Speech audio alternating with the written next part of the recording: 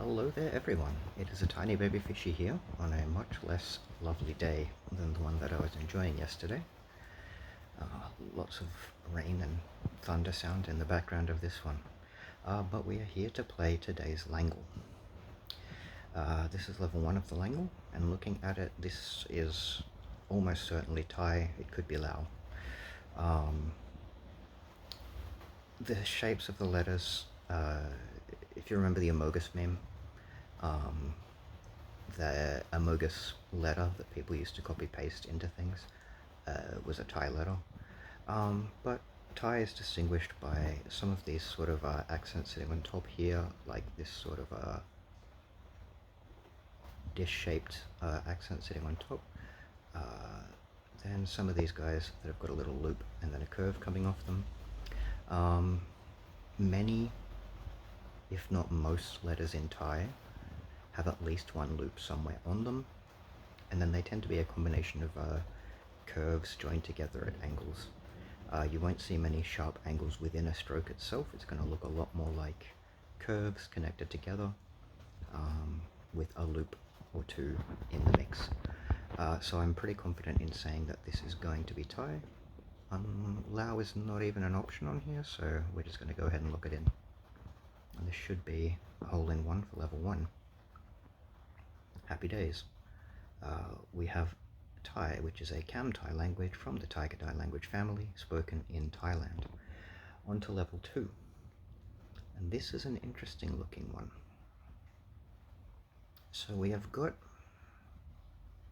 the umlaut or diaresis over some letters, particularly vowels. But we also have the tilde here, which most often is used in this sort of context on vowels to indicate nasalization. Looking at those combinations with, as you can see, double length vowels here like verikuselt, double length consonants, sunnivad, and like in this syllable down here, suh, tumist, you have an H in there which is pronounced. This is almost certainly a Finno-Ugric language, probably spoken in the Baltic countries. It's not Finnish itself because Finnish doesn't have nasalization, which narrows it down to, it could be Estonian, it could be Latvian. I don't think it's Lithuanian. I don't believe Lithuanian has nasalization. And I don't think it's Estonian either. I'm going to go with... Actually, no, I take it back. I'm going to go with Estonian. I could be wrong. And another hole-in-one. It is indeed Estonian, a Finnic language from the Finno-Ugric branch of the Uralic language family spoken in Estonia. So we're doing pretty well today. Okay, and now we get an interesting one, written in a modified version of the Cyrillic script. Let's see. Sig Nivgin. Now, this is an interesting one, right? Because we have got this R here with a hashtag on it, which could be a number of different sounds. We've got a few letters here with tails. We've got N with a tail, which I have seen used in some contexts to transcribe an ng sound. We've also got K with a tail, and I'm less confident there. And then we have got a couple of consonants, the velar consonant in particular, that have got a bar across them, and that's going to indicate something similar to a velar consonant, a g or a ch, but not quite. And so it could be, well, okay, so it's not going to be voiced versus voiceless, because it was voiced g versus voiceless k. We've already got k there. There wouldn't be a great option for ch, but I like to think that there's some sort of consistency in the way that they've marked these two velar consonants specifically. So what else could it be? And the other thing that I think is a possibility here would be uvular consonants. These could be a and ha.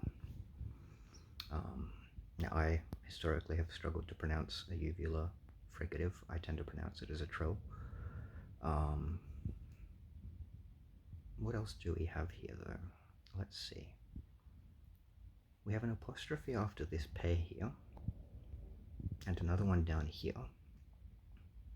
Now this goes pin, so I think this could be an adjective, pin. But down here, we've got p right into what I suspect to be an ng. Png. Pngafk. And then what is... So then would... Okay, so H with that would be a ng. Ngaf.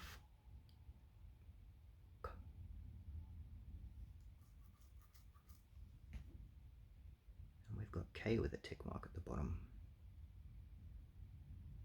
They could all be uvulars. Nakgir. Nakgir. And then this R at the back could be a retroflex, or it could be a voiceless R. Okay, so there's a lot to unpack here.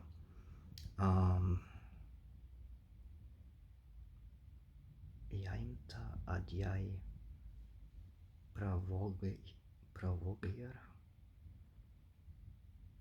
pnafk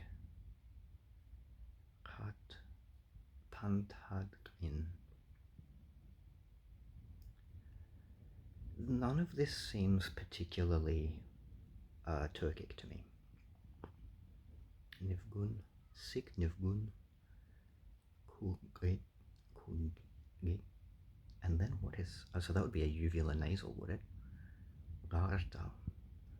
Okay. Interesting.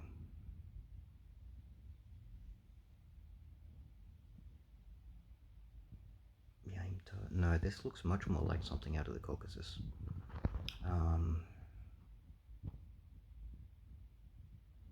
Which gives us things like, I mean, Abkhaz is one. Adige is another. What else do we have? Altai is spoken, no, that's Turkic, that's spoken over next to Mongolia.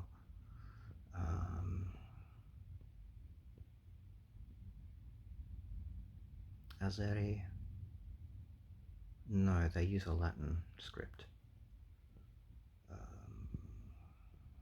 else is possible here?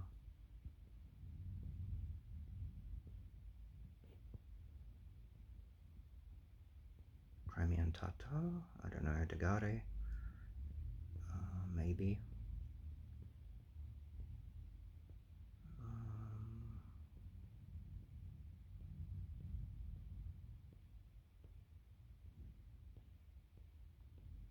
Kabadian. Karakalpak is Turkic. Kazakh is as well. Karelian. Call me Permiak? I don't think so, but maybe. Kyrgyz, no.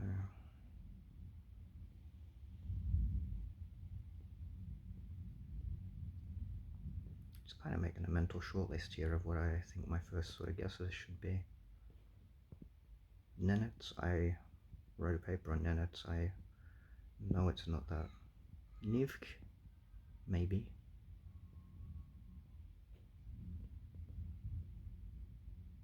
Ascetic, potentially. Although I think, no, I can't remember. Not Russian. Spanish, Sundanese, Swati. Tajik, no. Talish, maybe.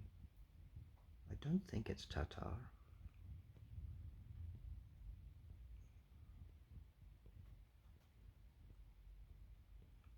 Tuvan? No, Tuvan's Turkic as well. It looks more like Mongolian. Uzbek, no.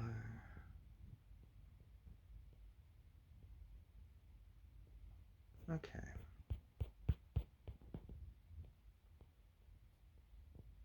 So I'm going to throw a guess out here with Adige. Am I close but not that close? Okay, interesting.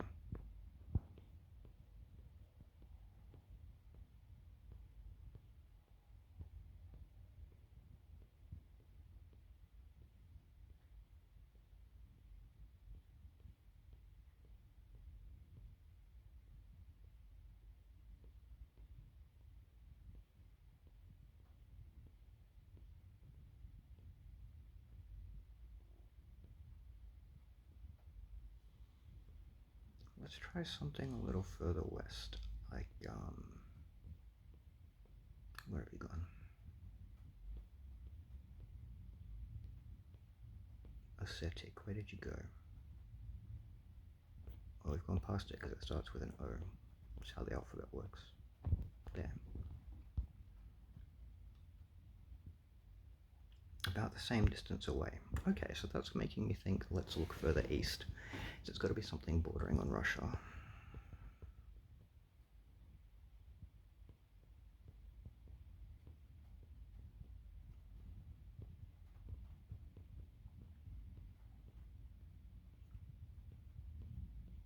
So in that case, maybe it could be, where did you go? The one that I ruled out before, Komi-Permiak. I don't think so, because it doesn't have a lot of the features I would normally... Okay, so we're getting warmer geographically. And that means making our way east is the way. Let's try Altai. I don't know what they... Okay, getting warmer.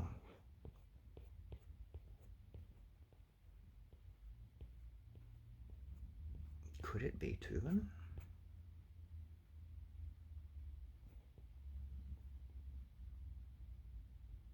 Tundra Yukagia?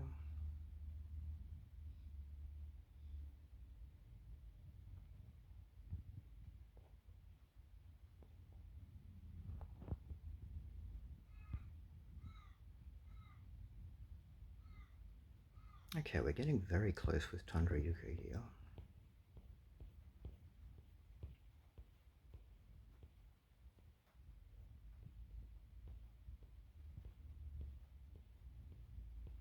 I'm not feeling too confident in getting this one though.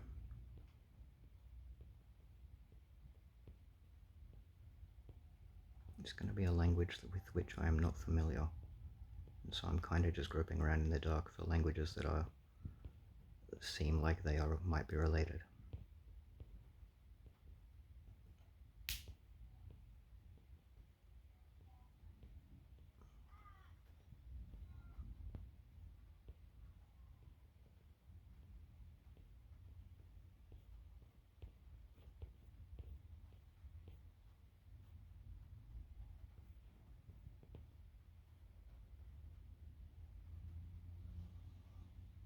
Yeah, let's try Yakut. It's going to be too far west. Oh no, we were pretty close.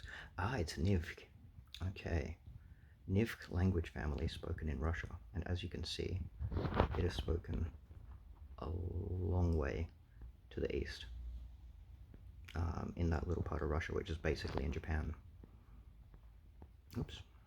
Alright, so Nivk. We did not guess it correctly. That's alright though. Sometimes you don't get them all. And we got 2 from 3, so I'm pretty happy with that.